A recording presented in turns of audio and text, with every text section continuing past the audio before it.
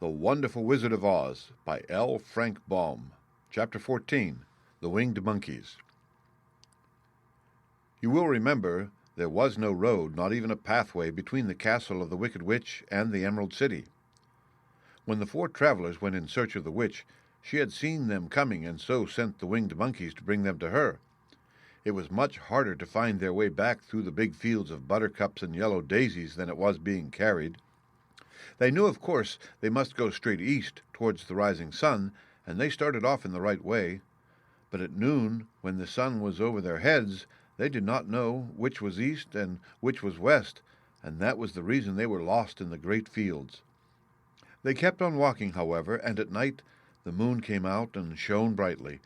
So they lay down among the sweet-smelling yellow flowers and slept soundly until morning, all but the Scarecrow and the Tin Woodman. The next morning the sun was behind a cloud, but they started on as if they were quite sure which way they were going. "If we walk far enough," said Dorothy, "I am sure we shall sometime come to some place." But day by day passed away, and they still saw nothing before them but the scarlet fields. The Scarecrow began to grumble a bit. "We have surely lost our way," he said, "and unless we find it again in time to reach the Emerald City, I shall never get my brains." "Nor I my heart," declared the Tin Woodman.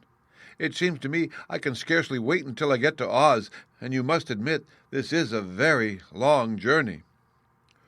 "You see," said the Cowardly Lion with a whimper, "I haven't the courage to keep tramping forever without getting anywhere at all." Then Dorothy lost heart. She sat down on the grass and looked at her companions, and they sat down and looked at her, and Toto found that, for the first time in his life, he was too tired to chase a butterfly that flew past his head.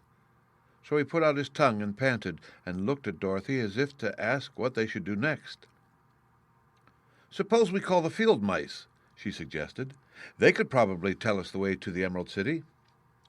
"To be sure they could," cried the Scarecrow. "Why didn't we think of that before?" Dorothy blew the little whistle she had always carried about her neck since the Queen of the Mice had given it to her. In a few minutes they heard the pattering of tiny feet, and many of the small gray mice came running up to her. Among them was the Queen herself, who asked in her squeaky little voice, "What can I do for my friends?" "We've lost our way," said Dorothy. "Can you tell us where the Emerald City is?" "Certainly," answered the Queen. "But it is a great way off, for you have had it at your backs all this time." Then she noticed Dorothy's golden cap and said, "Why don't you use the charm of the cap and call the winged monkeys to you? They will carry you to the City of Oz in less than an hour." "I didn't know there was a charm," answered Dorothy in surprise. "What is it?" "It is written inside the golden cap," replied the Queen of the Mice. "But if you are going to call the winged monkeys, we must run away, for they are full of mischief and think it great fun to plague us." "Won't they hurt me?" asked the girl anxiously. "Oh, no, they must obey the wearer of the cap. Goodbye," and she scampered out of sight with all the mice hurrying after her. Dorothy looked inside the golden cap and saw some words written upon the lining. These she thought must be the charm, so she read the directions carefully and put the cap upon her head. "Epi, Pepi, Kaki," she said, standing on her left foot. "What did you say?" asked the Scarecrow, who did not know what she was doing. "Hillo, hollo, hello," Dorothy went on, standing this time on her right foot. "Hello," replied the Tin Woodman calmly. "Sizzy, Susie, Zick," said Dorothy, who was now standing on both feet. This ended the saying of the charm, and they heard a great chattering and flapping of wings as the band of winged monkeys flew up to them. The king bowed low before Dorothy and asked, "What is your command?" "We wish to go to the Emerald City," said the child, "and we have lost our way." "We will carry you," replied the king, and no sooner had he spoken than two of the monkeys caught Dorothy in their arms and flew away with her. Others took the Scarecrow and the Woodman and the Lion, and one little monkey seized Toto and flew after them, although the dog tried hard to bite him. The Scarecrow and the Tin Woodman were rather frightened at first, for they remembered how badly the winged monkeys had treated them before. But they saw that no harm was intended, so they rode through the air quite cheerfully, and had a fine time looking at the pretty gardens and woods far below them. Dorothy found herself riding easily between two of the biggest monkeys, one of them the king himself.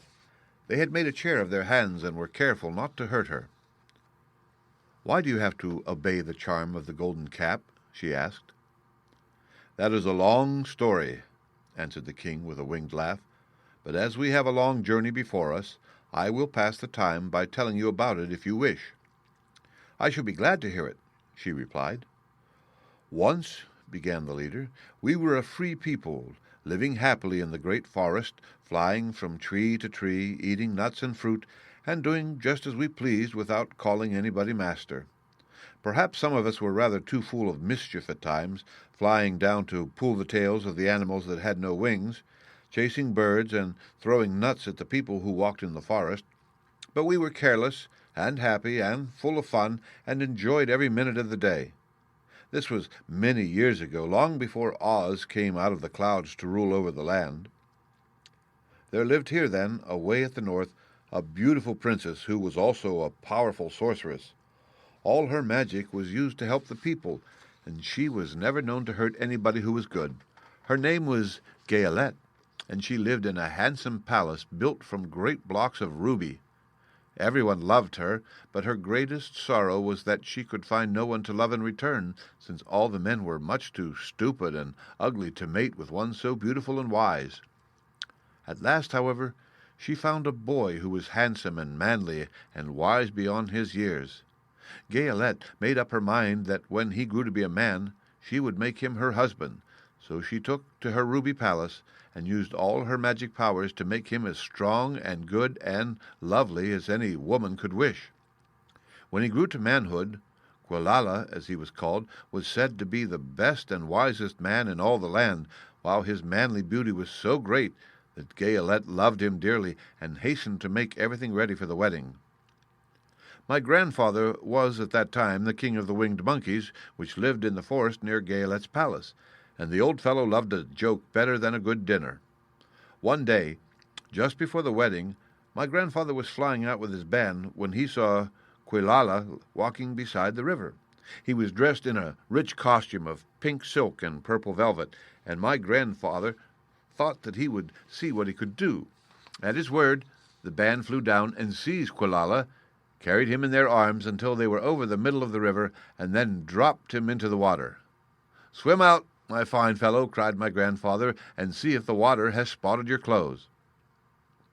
Quilala was much too wise not to swim, and he was not in the least spoiled by all his good fortune. He laughed when he came to the top of the water and swam into shore. But when Gayelette came running out to him, she found his silks and velvet all ruined by the river. The princess was angry, and she knew, of course, who did it. She had all the winged monkeys brought before her, and she said at first that their wings should be tied, and they should be treated as they had treated Quilala and dropped in the river. But my grandfather pleaded hard, for he knew the monkeys would drown in the river with their wings tied, and Quilala said a kind word for them also, so that Gayelette finally spared them on condition that the winged monkeys should ever after do 3 times the bidding of the owner of the golden cap. This cap had been made for a wedding present to Quilala, and it is said to have cost the princess half her kingdom. Of course, my grandfather and all the monkeys at once agreed to this condition, and that is how it happens that we are 3 times the slaves of the owner of the golden cap, whosoever he may be. "And what became of them?" asked Dorothy, who had been greatly interested in the story. "Quilala, being the first owner of the golden cap," replied the monkey, "he was the first to lay his wishes upon us. As his bride could not bear the sight of us, he called us all to him in the forest after he had married her, and ordered us always to keep where she could never again set eyes on a winged monkey, which we were glad to do, for we were all afraid of her. This was all we ever had to do until the golden cap fell into the hands of the Wicked Witch of the West, who made us enslave the Winkies and afterward drive Oz himself out of the land of the West. Now the golden cap is yours, and 3 times you have the right to lay your wishes upon us." As the Monkey King finished his story, Dorothy looked down and saw the green, shining walls of the Emerald City before them. She wondered at the rapid flight of the monkeys, but was glad the journey was over. The strange creatures set the travelers down carefully before the gate of the city. The king bowed low to Dorothy and then flew swiftly away, followed by all his band. "That was a good ride," said the girl. "Yes, and a quick way out of our troubles," replied the lion. "How lucky it was you brought away that wonderful cap." The end. Read by Rick Kishner for Lit2Go, on the web at fcit.usf.edu.